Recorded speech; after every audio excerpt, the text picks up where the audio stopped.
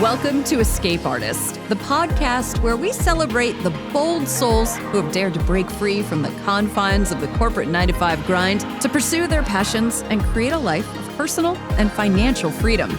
Each week, we'll uncover the stories of extraordinary individuals who have embarked on their own entrepreneurial adventures. Our guests will share their personal tales of liberation, resilience, and triumph. Together, we'll explore the pivotal moments, the challenges, and the lessons learned along the way.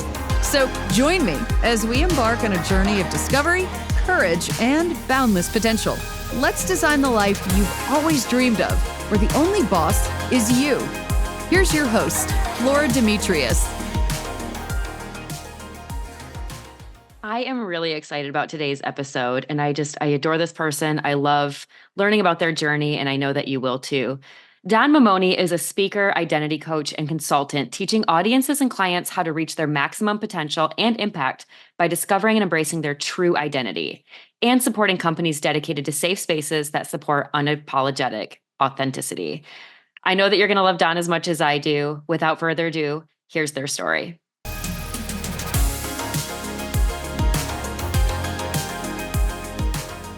Hey friends, today I'm joined by Don Mamone. Don is a speaker, an identity coach, a diversity consultant, and so much more. They understand the importance of unearthing your identity and recognizing your potential that can create greater impact. And I'm so excited to have this conversation. Thank you so much for joining me today, Don. Thanks for inviting me to be here. This is just going to be so much fun. Of course. I feel like there's a lot we can talk about. And we talked about a lot of things before even hitting record. And you've opened up my mind to so many different things that I can be doing in business. So I think a lot of people will get a lot of value out of this conversation. So can you just start by giving me a little bit of like your work background? I mean, how much time do you have? We've got all the time we need. Okay. So in the interest of brevity, I started my career in hospitality. I was the director of events for a hotel company throughout Southern California for 10 years. I loved everything about it right up until I didn't. And when I made the move to corporate America for that same hotel company, I realized that, oh, wait a minute, you don't have to work 60 to 80 hours a week and be sort of attached to a building 24/7, 365 in order to find fulfillment. And so I did the corporate America thing for another couple of years before my project got canceled. And they said, well, you can go back to hotels. And I said, no, I can't. I've seen how the other half lives. And I had just married Emily. We were both doing photography as a side hustle. And we had that conversation that I think newlywed couples would have about, do we go the safe route? Do we find the security? Do we get a job in corporate America? Or do we give it a shot, take a chance on ourselves? And she'd been an entrepreneur pretty much her whole life. And she's like, I think we can make this work. And so we tightened our belts. And that was in 2009. So we have been running a photography company ever since. We did weddings and social occasions for a long time. We loved everything about that right up until we didn't. Yeah. And so we made the transition to corporate America. And so we've been doing corporate and nonprofit events for large companies throughout the country for, I'd say, about the last 12 years. And after COVID sidelined us, I decided to start a personal brand. Speaking, coaching, and writing to help people embrace their authentic selves and create massive impact in the world around them. I love it so much. And I could sense that like genuine, like be exactly who you are. Like you're so warm, you're so inviting, meeting you at Funnel Hacking Live. And the way that you and Emily work together, like you're just so approachable, so kind, and you're amazing at what you do. Like incredible photographers. Thank you. But I want to touch on the topic of identity. So yeah, I know like as a society, it feels like we've made a lot of progress. But I'm sure there are times, especially in the corporate world, and when you're working with like, high level business owners and entrepreneurs at these events, have you ever personally felt like you couldn't be exactly who you are? So in advance of 2017, I was never who I was to anybody ever. So for those of you that don't know the story, I am non-binary. I use they, them pronouns. It wasn't until 2017 at the ripe old age of 41 that I said to my wife, who I'd been married to for 7 years already, there's something different about me. And the reason why I decided to tell like the first carbon-based life form on this planet ever in 41 years that there was something different about me was because 9 months earlier, we gave birth to my daughter, Frankie. Mm-hmm. And I started to experience these feelings of real genuine discomfort and panic attacks and anxiety. And I had originally thought, well, it's because I had a kid. But these weren't normal parent things. This was different. And Yeah. I realized that I didn't want to be the person that taught this beautiful little miracle, this precious little gift. Hey, it's okay to be exactly who you are as long as everybody else accepts it. Yeah. So I told Emily. Emily was incredibly loving and supportive. She said I was her person, that we were going to be together forever, which was Mm. unbelievably wonderful. And I won the karmic lottery of spouses, as you can imagine. Seriously. Like really, it's been unbelievable. Like what I've accomplished in the last 5 years would never have been. I should say never possible. Like I would still be who I am, and I would still be going on the journey that I'm on. But to do it without Emily would have been infinitely harder. And Yeah. so I think that by acknowledging who I was and the fact that I had denied that for so long and seeing the outcome, that's where identity plays for me. And Yeah. so what started to happen was I realized that when I put up my beacon of light, when I become the shining example of who I am, if people don't want to work with me or they feel like they that I don't fit, then that's okay. That means that they're not my client or they're not my people, and I'm not their service provider. And Yeah. it's a hard acknowledgement, but one of the things that I've learned is, one, people will surprise you. Mm-hmm. People that I thought would maybe have struggled with my gender identity more or had taken issue with it were actually some of the most loving and supportive. And my definition of authenticity is being yourself, your true and authentic self, everywhere you go and no matter who you're with.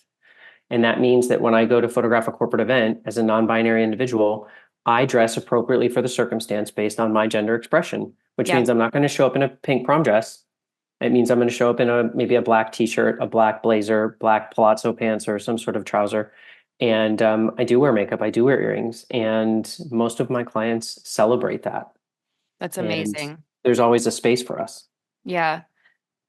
Did you ever, up until 2017, feel like you weren't able to be yourself, or when you did determine exactly who you are and you showed up and you presented yourself as exactly who you are, that you felt unaccepted still?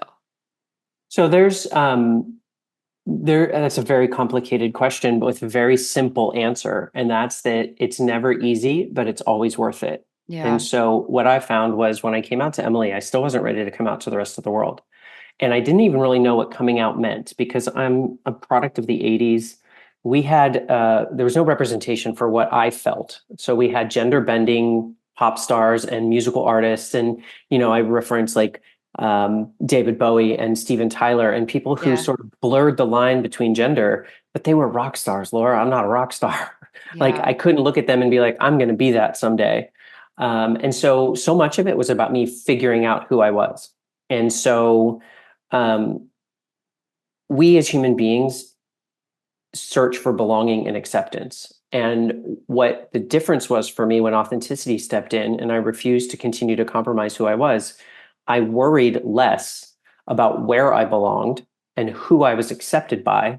And I realized that wherever I am, that's where I belong. And the only person whose acceptance I seek is my own.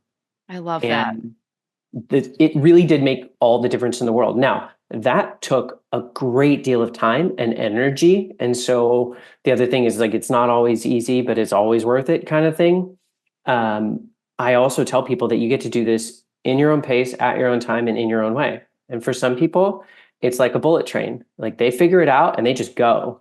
For other people, it is a slow walk down a path towards it. And eventually they know they'll get there. And Mhm. neither one is right or wrong. And so, um, yes, there were many times when I was like, I can't be my authentic self here. There were many times when it's actually one of my favorite stories. So I'm gonna, if it's okay, indulge me Yes, in an anecdote. please. When I started to explore my gender identity and expression as an extension of that, and for those of you that are listening that don't know, your gender identity is who you know yourself to be in your head and your heart, and your gender expression is how you share that with the world, right? So I started to play with my gender expression, and my loving and unconditionally supportive wife would buy me clothes or teach me about makeup. I was growing my hair out. She would tell me and help me with hairstyles. And there was a certain irony existed that she was more accepting of me and my exploration than I was of myself. Because for Wow. 41 years, I told myself that different meant broken. And I had to find my way back to understand that different meant unique, different meant special, different did not mean Yeah. broken. And she would buy me these clothes, and she'd say, "Oh, I think this will look really nice on you. This color look good with your complexion." But I couldn't try them on with her there. So I would go upstairs and I would try them on, and I would look in our full length mirror and I would cry. Like Yeah. I would cry the like sobby, can't get my breath kind of tears, not just the casual tears. And I would hear the voices, and we all know the voices, Laura. It's the Yeah. inner monologue of bigotry and hatred and kind of lack of acceptance and lack of confidence. You look silly, you look stupid, people are gonna make fun of you. The big one was, you're gonna make life harder on your wife and daughter. Like you're going to be a Oh, burden on them because you're going to be so different and so weird, and people are going to say things. And I would take the clothes off. I would go downstairs. Emily would be like, "Oh, it didn't fit." And I'd say, "I can't talk about it." Because then I would just start to cry again. I kept doing it. And this is a message for the entire audience. Like whatever your journey is on, one foot in front of the other kind of thing, I knew that there was going to be a payoff eventually. And here's the payoff. One time she brought something home and she's like, "I'd really love for you to try this on. I think it's going to look beautiful on you." I went upstairs by myself again and I tried it on, and the voices started. And I don't know what changed on that day. I really don't. I was able to quiet them long enough. And I heard a different voice, Laura. This time the voice, as I looked at myself, said, "There you are. mm, That's you." And I had this feeling, and I promise the takeaway is coming in. It's really quite beautiful for the entire audience because I think everybody's experienced this at one time or another. I heard the voice. It said, "There you are." I was overcome by a feeling of like euphoria, joy, contentment, like everything washed away. And I was just the purest version of myself. And the thing about it is you can't think your way out of a feeling. And so forever and always going forward, when I would feel this feeling, it would quiet the voices. And it was in that moment that I started wearing the clothes in front of Emily and exploring my gender identity and expression in a more public setting. And it was through that that I finally said, "Oh, yeah, so it doesn't matter if people don't accept me. It doesn't matter if this isn't an open and welcoming space for me. I belong here. I deserve to be here just like anybody else. And if that's inconvenient or a problem for them, that's a them mhm. problem, not a me problem." Totally, 100%. And I'm like emotional thinking about the level of support that Emily gave you during that. Because Hmm. as you're looking in the mirror and saying, I'm gonna make my wife's life harder and my child's life harder, you're putting that Hmm. pressure on yourself. You're not hearing it Yeah. from them. That's completely Hmm. internal. For people who are maybe in that phase of like Hmm. playing with the idea of understanding exactly who they are so that they can be comfortable in it, what would you say to that person that maybe is like looking in the mirror and kind of saying, No, I'm not ready yet. Maybe, I don't know. Like, I don't know if this is me, but they still am Yeah. like, but I'm still not comfortable. Like this other version of me isn't me either. Like, how do you get over that? Like, do you just keep Yeah. practicing?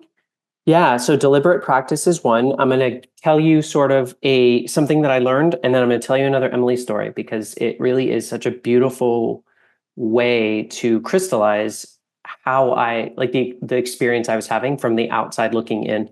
Yeah. So one of the things I learned from a yoga that I studied under, he was a yogi that did like mass meditation, like went on days of time. His name was Ryan. He talked about the idea of being on your path. And in Western culture, we talked a little bit about this in the pre-interview. Like there's just certain preconceived notions about Western culture. Like you work hard, you're diligent, just stay on the right path, stay on the right path, like Mhm. be focused. And in Western culture, the right path is right as in right and wrong. Yeah. And it says like you could very easily just, if you're not careful, you're gonna end up on the wrong path. And what this person taught me was that there is no right and wrong path. Whatever path you're on is your path, which is the path you get to be on. Yeah. When he thinks about right and wrong, it throws that out. And he says, it's not about right and wrong. It's about right as in the righting of a ship. And it's so beautiful because when you think about a ship being right, it means that it is balanced and harmonious and in alignment. It means it's up and true and it's not taking on water and it's going to sail. I love that As you, analogy. isn't it beautiful? Because Yeah. as you list, right, if you take on water, then you're going to start to list, which means you're going to change direction. It's going to be harder to steer and eventually you'll sink. And Mhm. so his whole thing was just to realize that whatever path you're on is your path. It's not about right and wrong. It's about right, meaning true and balanced and harmonious and in alignment. And I think the beautiful nature of that is if you're just walking forward step by step, then you're going to stay on your path, which is the right path, as long as you just look for balance and harmony and alignment. And so as my journey went on, I did what I was comfortable with. And I didn't listen to the idea of like, well, you're not going fast enough. You're not doing this right. There's a different way. I go back to the idea, like in your own pace, at your own time, and in your own way. There's a million people, and you know this from the world around us, that want to tell you the right way to do something. Follow my trusted method of blank. They can give you advice. They can give you guidance. Nobody is going to be able to tell you how to move forward on your path to get to your intended goal. And in the interest of driving that home, Emily and I were going out for one of those rare early date nights when you have a kid type of thing. And I remember exactly where we were driving. We were driving on the freeway. We were headed downtown, and I was driving, which is also rare. So that's probably why I remember it. Emily's the driver. She loves to drive. And so there I was in the driver's seat. And she looked at me and she goes, I wanted to say something to you today. And I said, okay. She's like, I knew it about 2 weeks in that you were my person when we started dating. I thought you were always amazing. I thought we really clicked. Everything was great. I knew at that point we would probably be together for a very long time.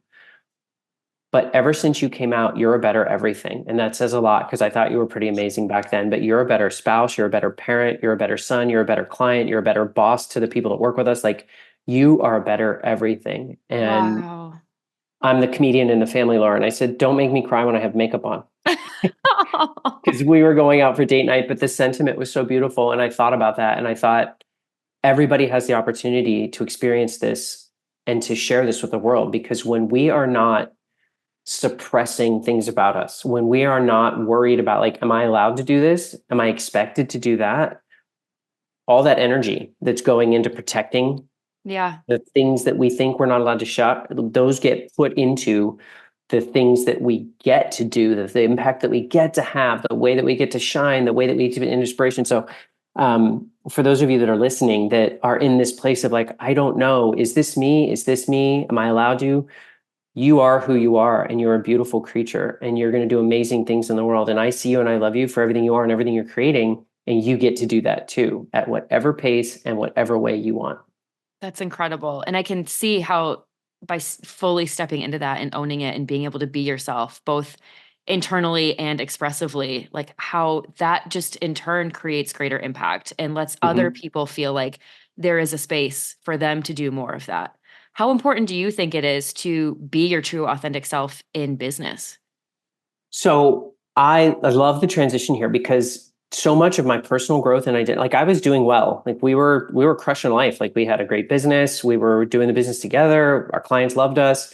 What I realized is that they didn't get the full version of me and of us. Yeah. And what I found was everything got a little bit better. Like Emily said, like, you're a better everything. I was a better business operator. And what happened was, in the most saturated of markets, in the hardest of times, when you're your authentic self, you create a differentiation amongst your competition, where people will either run to you, be loyal and fiercely committed to you, or they won't. And what happens is people are so concerned about the or they won't, and we catastrophize. And I did it. I literally would have conversations with Emily. I'm like, I really want to be this authentic version of myself, but think about all the clients we'll lose. And she's like, I don't think we will. And if we do, they're not our client. Right. And we'll find other ones. And what ended up happening was people that genuinely wanted to be an ally wanted this type of authenticity for themselves and for others. Because the thing about it is I tell my story a lot, and I have audience members that are in the LGBTQ plus community that are looking for relief to be that authentic in themselves. But I have a ton of people in my audience that are either allies or even just haven't really thought that much about it, but see themselves in the story of like, I'm so tired of being what I'm expected to be. Yes. Instead of what I really am. And as I came out as my authentic self and started to share that with the world, like one of my favorite anecdotes is like, my emails changed, my correspondence changed. I'm a fun, flirty, snarky, and I think a lot of my emails were what I expected my emails to look like. And so I would write an email. My favorite was like, I would have an email like, oh, your invoice is past due. So if you could please, click on this link and take a look, I'd really appreciate it. Da, da, da. Like that was the old me. That was the corporate me. That was the me that thought like, this is the type of email you write. And now I send ones that say something like, I don't know if you remember, but my last name ends in a vowel, which means I'm Italian. I might send larger Italian people after you if we don't reconcile this invoice before long. And the fun thing about it was people would be like, oh my gosh, please don't send them. I'm going to pay it right now. Or Yeah. I sent one and all the client wrote back was like, this wins the internet today. And I feel like our personalities, our authenticity is magnetic, right? Yeah. But what happens whenever the magnets are aligned? They come together. Yeah. If the magnets are unaligned, they repel. I do not fear repelling people. If who I am is something that repels you, then please seek help elsewhere. That's Yeah. okay. Well, and I love that you understand this so much more than most people because you come at this from a point of how you identified in your gender and what Mm-hmm. this meant. And I could go on and talk about how I think all things in life are fluid.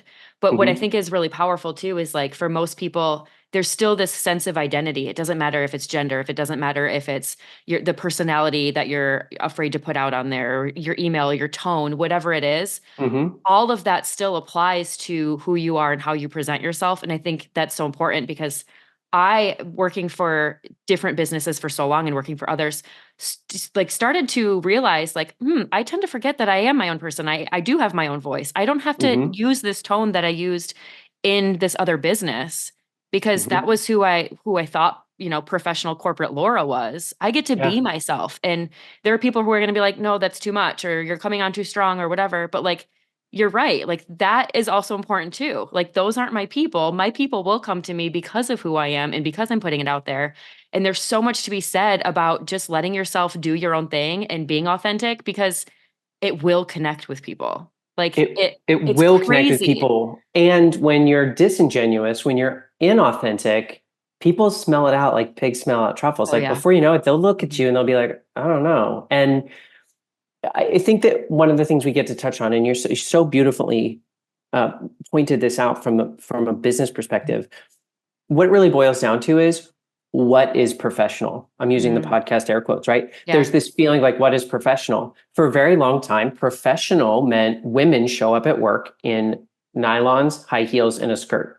Anything other than that is unprofessional. Hmm. And we can get into all of the different permutations of it, but I just want you to know that if you're listening to the sound of my voice, and I'm pretty sure you are right now, that whatever it is that you think about yourself that is questioning whether or not it's quote professional, you get to say it's professional because I'm professional. So if it's an ethnic name, if it's an ethnic hairstyle, if it's colorful hairstyle that's quote unnatural for some people, all of those things are professional because they have zero bearing on how you do your job, how talented and smart you are, what you're capable of, and the kind of impact and change you can create in this world. Yeah. If everybody leaned into that, I feel like the world would be a much freer place. And that's what I want everybody to understand. Laura, if we sat here and I talked about all of the things that have come from being authentic and showing up as myself, there are a million. Most people struggle because they focus on the fallout and they don't focus on the windfall. I tell you, there Mhm. has been fallout. I have struggled. There has been some things that I've lost that I wouldn't necessarily have offered up on the chopping block, but the windfall has so far outweighed it. It's absolutely remarkable. The number one most persistent thing is a feeling of freedom. Yeah. When I get up in the morning and I decide what to wear, I go to my closet and I decide what to wear. If it's a short skirt and cute little heels, and I feel like this is an environment that I'm going into and I don't know everyone there, that's okay. And if Yeah. it's inconvenient for someone, once again, that's okay. Same Yep. thing with an email. I had a client, I have worked through tears with many a client. And a lot of times it's because they have been told for their entire life that, okay, and I love that you use this, you're too much. I need you to scale back. Like you're too bubbly. That's not professional. People aren't going to take you seriously. I have sat through tears. I have cried with clients when I have helped them understand that you can't possibly be too much anything. Yeah. Yeah. And you are intrinsically enough, right? Everybody feels like they're threading this needle. And so one of those clients who's like, I'm too much and people feel like blah, blah. She's like, I've been told time and time again that I'm not allowed to put emojis in my emails because it's so unprofessional. And I'm like, an email signature that or a subject line that has an emoji in it, I'm immediately going to open first Yeah. because it can be equal parts fun and snarky and professional. Hmm. And think about that prison the non-emoji prison. It seems so trite, but it's not. It tells you that something you want to do, something that is personal to you, your communication pattern isn't okay, which means Yeah. by extension, you're not okay. Can we please stop with all that? Yeah, which is the same with dress and uniform, right? It's still, Mm-hmm. it's this physical prison of not being able to express who you are. And I think it's so important. Like, I love when I can see that someone is expressing who they are so that I can feel comfortable approaching them Mm-hmm. because they're confident in that. Hello, my fellow digital entrepreneurs. It's Laura here, and I'm absolutely thrilled to introduce you to something truly transformative. Picture this. You're armed with the most cutting-edge digital marketing strategies, equipped with high-income skills, and empowered to establish and run a thriving online business in just a matter of days. That's where Digital Wealth Academy comes into play. This program isn't just your typical online course. It's a comprehensive journey meticulously crafted to guide you from where you are to where you dream of being. With Digital Wealth Academy, you'll learn everything from creating your own digital products to how to launch your business strategically. You can dive into funnel building, branding, email marketing, and how to build trust with your audience. What's even better is you'll gain exclusive access to the master resale rights to the course. So even if you don't have your own product yet, you can sell the course yourself to get your business started. Imagine rebranding and sharing this invaluable knowledge as your own while reaping the rewards time and time again. Head to www.sidehustleLaura.com/DWA or click the link in the show notes to step into the world of digital entrepreneurship today. Remember, your journey to success begins now. Keep believing and keep breaking free. I want to get into a little bit before we wrap of, what you do in business and how you help people with that, because I'm sure like the number one question for people and what I have for you is, what is the first step to overcoming that? Or maybe somebody doesn't even know like that they're struggling with identity. They just aren't yet feeling like they can put themselves out there or confident in it. Like what's the first step of getting there? It's an amazing question. So I tell people that typically what happens is you find some sort of conflict inside yourself. For me, it was the birth of my daughter. I mean, I knew there was something different about me, but I just resigned myself that was just something that I didn't get to deal with. And it's because it would make life easier on everybody around me and all these types of things. But when it came to my daughter, it was like, I'm going to teach this little girl. And if everybody on this call is really transparent with themselves, they would know that if a child or someone they loved came to them and gave them the opportunity to advise them on what to do, that's what went through my head. If my daughter, who I love more than anything on this planet and gets to do anything she wants and be anything she wants and marry anyone she wants, if she came to me and was like, Daddy, there's this thing about me. And she shared it with me in trust and in confidence. And she said, I'm really worried about what the world will think of that. I couldn't conceive of saying, whatever you do, don't share that. Whatever you do, hide that from everyone you ever meet. I couldn't do that. So then how could I act like it? If I wasn't willing to say it, how could I actually be it? And so that conflict raged, and it created that anxiety and that struggle. And it may not be that acute for everyone, but there will become a conflict. And once you confront that conflict, it's basically a choice. And I'm going to give you a 4-step framework, and we can share some resources with the audience. If they want to grab a pen real quick, pause this and grab a pen. I've found in my work with myself and with my clients, there's 4 steps. Number 1, you acknowledge it. You acknowledge this conflict and you confront it by saying, I see you. Maybe I see you all the way over there and I can't even conceive of getting close to you yet, but I see you. There is something here. Yeah. No more hiding, no more denying. It's there. So number 1, you acknowledge it. Number 2, you accept it. It's a reality. It's not just enough to say that it's there. You have to welcome it forward a bit and start to accept the fact that it's a part of you. Yeah. And here's a really special trick. At this point in your life, this might be the hardest stage for most people. This is when you start to learn that there's maybe something you don't like. Maybe it's uncomfortable for you. That's fine. It's still a part of you. And so you get to usher it forward and bring it closer to you. The next one is you have to learn to embrace it. And when I say embrace it, I mean literally give it a metaphorical hug. Because here's the deal. The key to genuine and unapologetic authenticity is unconditional self-love, Laura. So there's things about myself and there's things that everybody experiences that they don't like about themselves. Yeah. That doesn't mean you love yourself any less. It means you say that thing, I don't really like it that much, but I'm going to dig into it and figure it out because I get to love myself unconditionally. So you acknowledge it, you accept it. Now we're embracing it, right? We're loving it. We're finding a way to make it a part of ourselves and love it. The last one is when you put on your red cape and you become a superhero. You take this thing that you maybe didn't know about and didn't quite love, and you own it. You harness the power of this special thing about you, this uniqueness, and you change the world. So many times we think, oh, well, I don't want to stand out because the nail that stands out gets hammered down. Well, when you're a superhero, hammers don't work on you.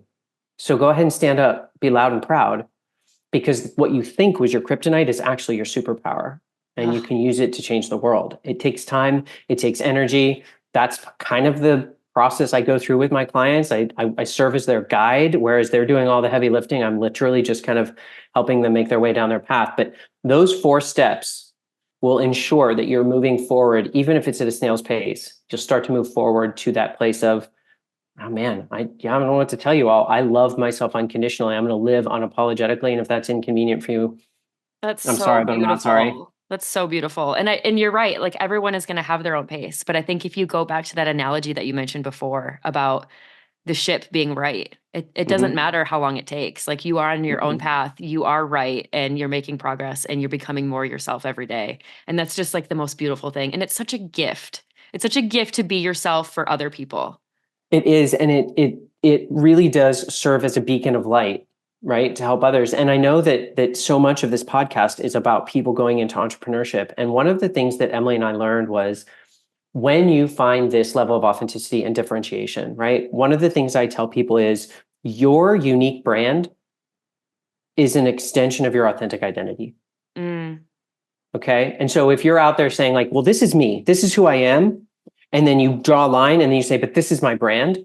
Yeah. That inauthenticity and that separation is going to be felt, and it's going to be hard. It's going to make everything harder on you and on your client. Right. Yeah. So if your email sounds a certain way, if your brand looks a certain way, and you show up differently, or you feel like you're having to repress yourself to fit that mold, it's going to make everything harder. So your unique brand is an extension of your authentic identity, and your marketing voice, right, is an extension of what you say, of who you are. Right. So your authentic marketing is an extension of that voice of yourself. So if your marketing comes across as like, please book me because we're the best photographers ever, whereas your voice is actually like, hey, not everybody's ready for the best. Yeah. So if you don't want to hire me, don't hire me. Like it's this snarky feel. That is so powerful. And it's also very tactical, because it's just going back and for me, it's thinking back on all of the positions and the jobs that I've held before and becoming my own brand. It's a lot of unlearning too. Like, if I didn't feel like I was truly myself in positions prior to what I'm doing now, it's unlearning I don't need to be this way because that's what people consider to be professional. It's kind of taking a step back and saying like, who am I? What is my brand? How do I want to express myself so that does come across very organic and natural, so that anything that I do going forward for my own personal brand doesn't feel like it's work. That's exactly right. It is harder to be what we think people want us to be than it is to be who we actually are. And the downstream effect of that is inauthentic product and, harder marketing. Like when people write copy, and like I said, my emails, my copy, the way that I write, the way that I interact, it's all just now a bit more natural and comfortable for me. Whereas before I'd be like, well, gosh, what am I trying to say here?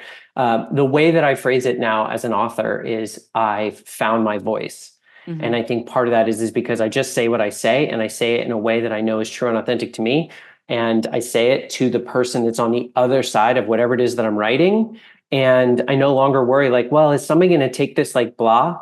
If they take it like that, that says more about them than it does about me. Totally. I can only be the voice, right? Yeah. I can't also be the ears that hear it. So I think it's a beautiful thing. And if you're listening to this podcast and you're still a career-driven professional and you haven't gone into the place of entrepreneurship yet, I want to encourage you to make sure that the company that you're in fits the vibe that you're in. And if that becomes the conflict, Laura, then that's the conflict you get to acknowledge. Like, hey, I'm working for this company and I really like so much about it, but it really doesn't fit my authentic vibe, my authentic kind of, it's not the culture I want to be in. Then you get to consider whether or not that's the perfect and right company for you and how you want to do it. But I'm encouraged in the work that I do with bigger companies, they're valuing authenticity more than ever. Yes, there of course gets to be a culture, there get to be core values, but this idea of like, well, you can ascribe to all of our core values, and one of those is you have to not have unnatural color hair. People are starting to understand that that's not necessarily the making of the best criteria Right. for Yeah. hiring a team. And so if you're not that entrepreneur yet, if you haven't made that leap to become the escape artist yet, then there's still a considerable amount of opportunity for you to find your community, find your culture, and work inside of a larger machine. I just Yeah. feel like a lot of the ways I say it is metaphorical. If you're walking through a door and you have to decide which of you you're allowed to take with you and what of you needs to stay outside, like you set down that bag and you're like, well, that's the part of me that doesn't get to go through this door. That's a conflict. That's something you get to acknowledge, and you get to go on that journey of like, do I really want to keep setting this down, or just get to be who I am? That is huge. In fact, as you were going over that framework and that first step of conflict, I thought, man, there's got to be so many people, especially if they're interested in listening to this podcast, that the conflict is probably their current career or something that Yeah. they're doing. And to be able to walk through a frame and think that you have to leave part of yourself behind is just it just makes me sad. Mm-hmm. And Yeah. I think it's incredibly common. I think it's people have resigned themselves to this. That just is the way that it is. And I can tell Yeah. you, as a non-binary individual who lives in a binary world, who still sees a massive amount of opportunity for change. Yes. I've said this before, that if I dusted off my resume of 10 successful years, including a stint at the Beverly Hilton, facilitating things like the Golden Globes, if I dusted off my resume and put it out into the marketplace, I would probably get lots of interviews. And I feel like if I showed up at those interviews, there would be very few people that would be prepared to interview me Yeah. and prepared to welcome me into their culture. Not for bigotry or hatred, but probably just a lack of information or misinformation. And so there is a ton of opportunity for change. And I'm just going to say it. If you find yourself in that place where you're setting that bag down before you walk through that door, then maybe you're the change maker. Yeah. I love that. And I'm so glad that you not only changed, you didn't just change, you just became more of exactly who you are. And I love that. And I'm glad that you're sharing that with so many people, because anybody can learn from these things. And it's not, again, it's not just about gender or race or careers. It's everything. It's who you are. And I think that you have so much to share with other people. And I'm just really grateful that you were able to share that. So where can people go online to learn more about your coaching business? So everything is sort of a hubbed at donmamone.com, and I'm sure you can put that in the show notes in case people don't know how to spell it. But I spent some time working with someone to create a simple and elegant site. You can go there. I do email my audience from time to time, and I am mastering the art of brevity. I used to be really verbose, and I was like, you know what? People need to get stuff in their inbox that's quick and serves them. And so I do that. I'm working on a book, and I really do treasure the opportunity to get on a call with someone and see how I can impact change in their world. So all you need to go is my website, send me an email, sign up for a Spark session, whatever you want to do, and we'll get the ball rolling. Amazing. And you've already helped me. I've had so many aha moments from this conversation, Don, and I'm just really appreciative that you were able to take the time and share your journey and open yourself up and be exactly who you are, because who you are is beautiful. And I'm just so grateful to know about your journey. Please give Emily a big hug for me, because I'm just like, I'm awestruck at the amount of the level of support that she's given you through all of this. And I'm so glad that you had that. And because of that, you're able to share that and help other people become who they are too. So thank you. You're so welcome. I really appreciate the opportunity to be here. One of the other things Emily said about me one day that I laughed at so hard, she's like, you just are one of these people that pulls people into their orbit. And once they're there, they stay. And Laura, you're in my orbit, and I cherish you, and I've enjoyed working with you. And so I cannot wait to see all that you do in this world. And if I can in any way affect that, I look forward to doing so. Thank you so much.